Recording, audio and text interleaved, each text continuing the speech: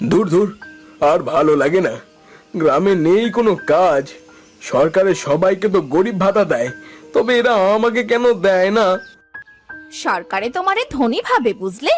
তাই হয়তো দেয় না। গিন্নি, মজা করো না তো।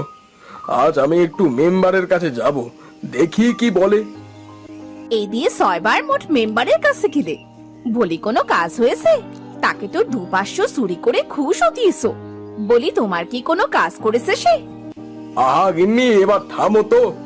এবারই শেষ। যদি এবার আমার কাজ না করে দেয় তবে সরাসরি সরকারি অফিসে যাব, বুঝলে? দরকার হলে অফিসে গিয়ে ধর্ণা দিব, বাড়ি আসবো না। ইয়া, এটা তুমি কি বললে? বাড়িতে আসবে না? বাড়িতে না আসলে আমি থাকবো কোথায়? আমি তো তোমাকে ছাড়া থাকতে পারি না। আরে গিন্নি, থামো থামো, এটা তো কথার কথা। যাই তো আগে, তারপরে না হয় দেখা যাবে যে কি করা যায়।